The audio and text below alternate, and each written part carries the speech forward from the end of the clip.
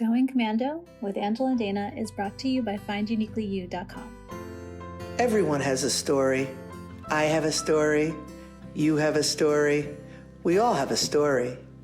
As I see it, you have three choices. Allow your story to define you, use it to excuse you, or utilize it as a method to empower you. It's your life. You have the power. You choose. Rewrite your story on FindUniquelyYou.com. We're shedding our masks and breaking down walls. Hell, we may even drop our drawers. That's right. We're Going Commando with Angela and Dana. Hi, my name is Dana Sardano, and this is Angela DiMarco, and we are Going Commando. Going Commando is a little show that we put together because we think we're funny, and we've got a lot to say, and nobody else will listen to us, so we were hoping that you would join us. But in all seriousness, we just truly, truly see the value in authenticity. The value in just being who you are, saying what's on your mind without fear of offense or offending somebody or whatever it is. And we're just here to do that. So, Angela, I'm so eloquent. I'm like, I don't know what I'm trying to say. We funny. You listen. Stay smart, stop.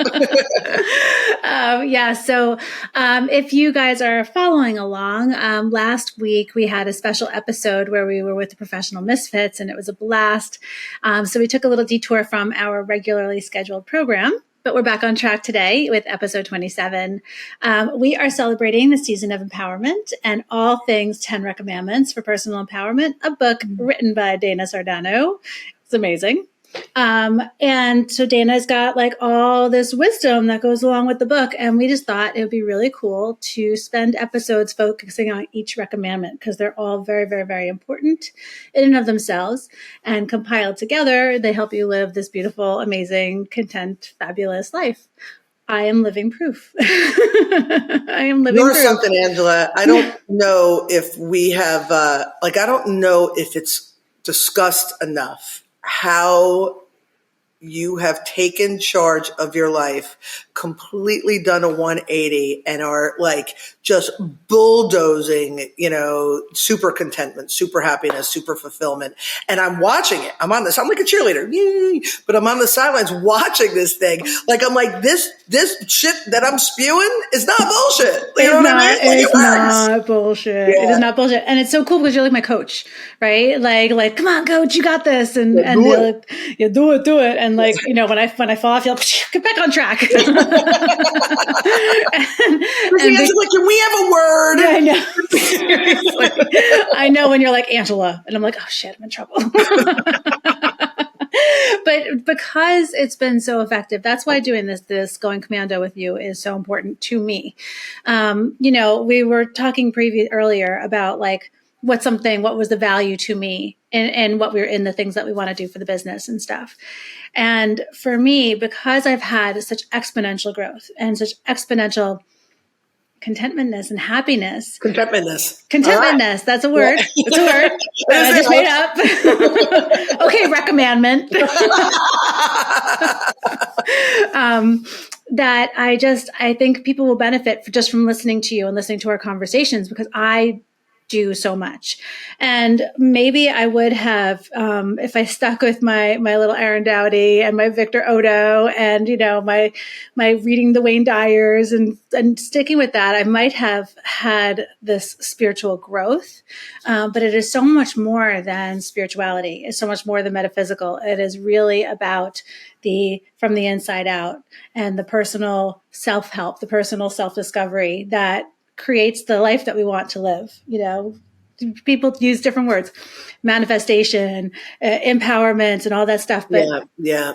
Because you do this for me, my gift and my hope is that we can do this for everybody else too, and everybody get a taste of what you got to offer. That's lovely. And I appreciate you saying that. And what I find interesting about what you said, and I just kind of want to add to it a little bit, is you talked about, the spirituality and how everybody looks at it a little bit differently. It's metaphysical, or it's practical, or it's psychological. And I've said this before, we as human beings like to compartmentalize these things. It's philosophical, right? It's psychological.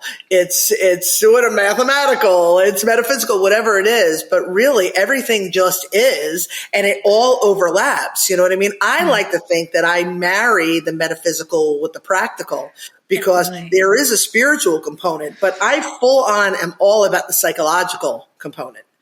But there's an overlap. There's an overlap. It just depends on which side you lean. You know what I mean? But this is about, we live, regardless of the metaphysics, regardless of the, we're all energy and all that stuff, because I could go down that path, for days. But the reality is, we're human beings. We're living in this world. We're on Earth. We need to figure out how to function here. I don't care that I'm a spirit in a human body. I need to function on Earth. How do I do it? The visual I get with this is like you're in a round room, and there are all these doors, and they all have different labels on the doors. But when you open the door, it all goes to the same room. Yeah. Yeah, that's an awesome visualization. It's true. You just decide, what speaks to you. Right.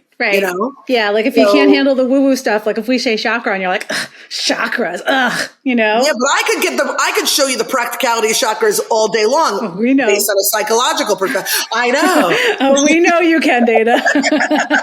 I don't even want to go there right now. We're not talking. So let's talk about rec number 5, because I believe that's what we're up to this episode. Okay. Lay it on us, girl. So the 5th recommandment: I shall not settle for anything less than my genuine contentment. Rather, I shall recognize and understand that my most natural state of being is general contentment. And when I'm not, it's always in my best interest to take the steps towards contentment one step at a time, asking myself, what do I need in this moment? It's a good one, right? It's such a good one, because that simple question, if I'm feeling, and if I'm, to pull from some of our previous episodes, but like if I'm using my emotional guidance system and I'm not feeling comfortable, or I'm feeling anxious, or I'm feeling whatever, just stopping to say, what do I need in this moment to make me feel better? Yep. What do I need? And very often when we are in discontent, for lack of a better word, it's often because we're either dwelling on something that happened, or we're worried about something that's going to happen.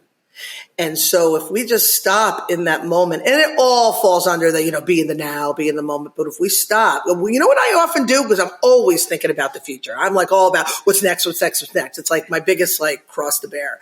But I'll stop and say, okay, what's going on with me right now? What do I need? What do I have? And I'll look around, and I usually do a thing with the senses, right? I'll be like, all right, what do I feel? Well, I'm comfortable, right? Right now I'm a little warm because I've been working all morning. I'm like, but I'm comfortable. Okay, what do I see? Well, I see nothing but beauty around me. Well, my lights are on, so clearly my bills are paid. Am I hungry? No, I just ate. Everything is fine. Everything is good. Well, what do I need in this moment? And then I go from there. And we have a tendency but something happened yesterday. But did that happen right now in this moment? No. Do I need to play cleanup from that thing yesterday? Well, yeah, I did. I'm kind of making this up off the top of my head, but I did. I got in a car accident, and I still have to contact the insurance company, and that's causing me anxiety. Okay. So in this moment, what can I do? I can call the insurance company. Yes. You know what I mean? Oh, well, they're not open yet. I could put it on a to-do list and get it out of my brain. There's always something you can do in that moment. Yeah, no, that's so true. And you've helped me a lot with that, especially because there's always as a founder, there's a bazillion things to do all the time. And there's a bazillion ideas that come up all the time. Right. And so that can cause anxiety, or I've designed my summer so that my son is home for the afternoons, because I figured he has summer. He could be home with Maddie. And right when I'm about to start working, or I've allocated in that small window for me to start working, something comes up. He's got to poop and I've got to wipe his butt, whatever it might be. And then I get frustrated, right? Because I want to work on the stuff that I've been putting off. I have to stop and remember, no, I designed this for a purpose.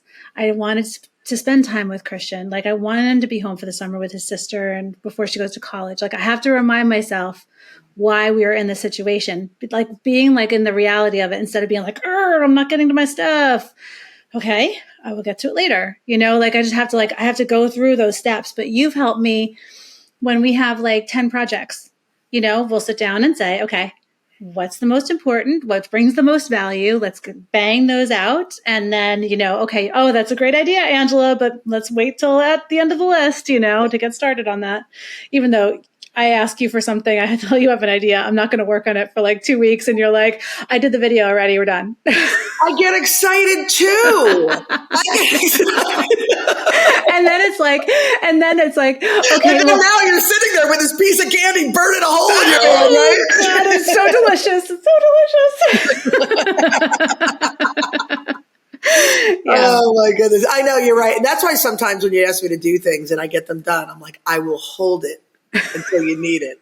But like I said, I get excited too. But I do want to bring up like an alternative thought about this whole thing. So the one idea is, if we're naturally always supposed to be in contentment and something is causing us discontent, that we just take a second rather than just accept I'm uncomfortable or become entrenched in my emotions, whatever they are, anxiety, anger, pain, whatever it is, ask ourselves, where this comes from and then move from there. That's the one piece.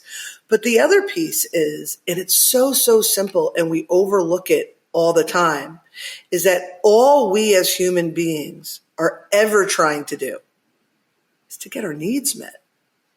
But the question is, what are our needs? Yeah. And what do we need in this moment? What do we need overall for contentment? What is a need that fills or fulfills an irrational belief or a toxic behavioral pattern? Right? A worn out coping mechanism that no longer serves me. Does it make sense? Could you give me an example? Yes. So I was working with somebody recently, and we were talking about a behavioral pattern of needing to be needed, right? A behavioral pattern of in any kind of trauma or discomfort or, things that happen in life, this person needed to be needed. And so the need, what's my need? What needs to be met? Well, my need is to be needed. Well, then what can I do in this moment to be needed? But if we're not looking at that need and asking ourselves, is that a healthy need? Is that a need that comes from a healthy belief, from serving behavioral patterns? Or is that a coping mechanism that I picked up along the way that I have not yet reconciled, that is obviously not serving, that I have not reconciled, that I'm bringing into this moment now? So when we have needs that need to be met, and when we meet those needs and they don't bring us contentment, if anything, they bring us more discontent, then we need to reevaluate our needs. Yeah. It's still, I'm trying to think of like a very practical example. I am 13 years sober, and there were many times in my adult life before 35 years old, which is when I got sober, that I needed a drink. I needed an escape. Yeah. I needed to, it was a hard day. I needed it. I needed to go, do other things that were not What good. do I need in this moment? A drink. Yeah. And it was really because that was from not feeling love worthy, not even know how to handle situations, never learning proper coping mechanisms under stress. And once I put down that drink and had to face these situations and didn't have that solution, as they call it in AA, like that was my solution, right? It wasn't the problem. Then I had to learn new coping mechanisms to get through situations. So that's how I see it, as being like an unhealthy need. I certainly 100%. Do not need a drink. All right. So let's just build on that a little bit. So you say, I need a drink. I feel discontent, just to, use the language in the recommandment. I feel discontent. I need a drink to make me feel content. That is what I need in this moment. But let's go a step further. Once I have that drink, does it bring me contentment? Maybe for 5 minutes. What I'm saying. It Yeah. brings me contentment in that 5 minutes, but 5 minutes from now, what do I need in this moment? Well, I need to not feel this way. Yeah. So I'll have another drink, and you find yourself in a spiral. Yeah. So you have to just really ask yourself the questions, right? What do I need in this moment? Well, if it's I need a drink, well, you have to have the ability to say, well, where does that lead me? You know what I mean? Yes. There are times I need a cookie, but all it's going to lead me to is wanting another cookie. Yes. Which leads me to, and you guys know the rest after that. You know what I mean? The way that they use it just reminded me, because in AA, there's always sayings that because it helps, right, in the moment. Yeah. And they always say, play the tape, play the tape. Yeah. Play the tape and follow it through. So see what's going to happen when you do that, when you do the pickup, Yeah. Yeah. Yeah. Yeah. And this is going to kind of take us a little bit over here, but I want to share. When I was teaching, I used to teach ancient history, and I would teach about like Hinduism and Buddhism and all of these things. And people throw the word karma around all the time. Oh, it's karma. Oh, karma's a bitch. And all karma is, the definition of karma is cause and effect relationship.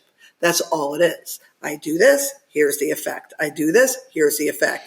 And unfortunately, many of us don't think like that. We don't think that we're creating the effect. So one of the lessons that I would have the kids do in class is I would have them write down an event in their life, something that they didn't care for, that discontentment, actually, something that they were discontent. And I would have them play back 10 steps.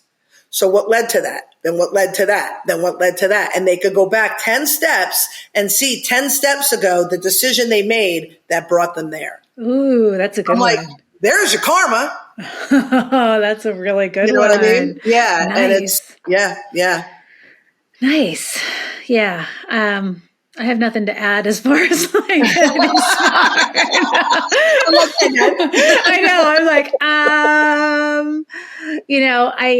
at one point my daughter was feeling a little stressed. Recently she's had some stuff that she's going through, and also just the transition of high school going to college. It's a big deal. Like there's a lot of stuff going on, right? And I said, Maddie, sometimes I'll just sit in the backyard, and it's no secret that we're a startup, and we're trying to buy bananas for each other. And that's, we don't have the money right now, but I'll just look around and go, holy fucking shit. Yeah. Look at this life. Right in this moment, I have this house. Right in this moment, my kid is playing on a splash mat, and I'm sitting here under my umbrella, my beautiful couches, working while my kid plays, and I get to be with him. And right at this moment, we're all full, and I have stuff to make for dinner, and I can go, like, right at this moment, there's nothing that I need. Yeah. Yes. So when you and I, and we do this, when we cry poverty, which is silly, when we cry poverty, it's all here. Yeah. I don't have any money. I don't have and I don't have this, and I can't do that. And then I got the balls to say that. And if you could see what I'm looking at right now, I'm sitting in my goddamn gallery, and I am looking at this beauty and this amazing I've created, and I did. And the lights are on. The lights are on. And I have the goal to be like, I don't have any money, right? So again, it's really here. What do I have in this moment? I've got everything I need. Yeah. And, we talked about karma, which is really about, creating your own experience. We're talking about, being content in the moment, but really gratitude has a lot to do with this too. Yeah. And people talk about, you got to have gratitude. And it sounds so like, shut up. But really, appreciate what right? Gratitude in the moment is good. Whatever. I think contentment is synonymous also with faith, right? Because you have faith that what you need is going to be provided for you. That's why you can feel a certain sense of contentment, because you know that whatever it's going to be is okay. So 2 instances that I think we should share. One, I'll share mine, and then you can share yours. I'll show you mine if you share yours. It's been so risque lately. I don't know why. But I was worried about how I wanted to get Maddie really great stuff for her college dorm. And I wanted to be able to pay for a beautiful party for her, like little things. Like she had to buy her own prom dress, and there's lessons in that. And I had to get over the fact that I couldn't do it for her, But so two things happened. We got a good tax refund that is going to wipe out my debt, my personal debt. And also allowed me to pay for this party for her that I wanted to help her celebrate this transition. And then she received a box of cards from some distant family members full of money for her graduation, like totally unexpected. And we're just using that so that she can buy stuff for her dorm. So I've alleviated my guilt, of not having, or my sadness of not being able to provide. So that's seemingly frivolous, but it's not, you know what I mean? Like I want to help her do this transition well. And you just talk about what Rob found for you and then what showed up. Oh my God. So my kids are home for the summer and one of them is in camp, and Nala, she and I are spending time together. And I went through this little thing. My birthday was June 24th. So it was that week before summer had just started. And I was like, my kids are home and I can't even take them to do anything. And I don't have any money. And I just, and like the stupid stuff, like take them to Starbucks. You know what I mean? Take them to Wendy's when they want to go. And I can't do that.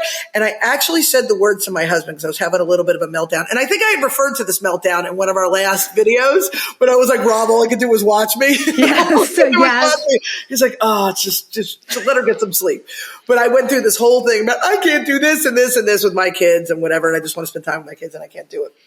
The next day, he is on the gallery's banking account, just paying bills, moving money and stuff like that. And something nudged him to look at like the rewards for using the card. Gallery is almost 4 years old. It'll be 4 years old next month.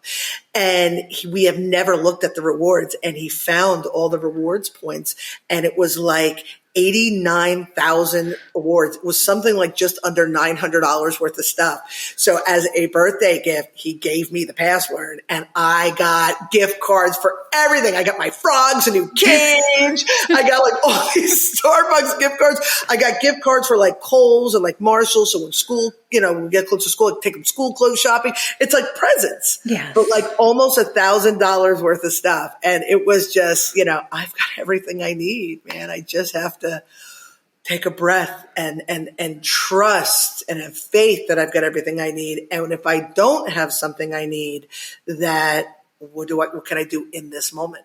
Yes. What can I do in this moment? And that seems to be the game changer. And can I just share one more thing? Of course.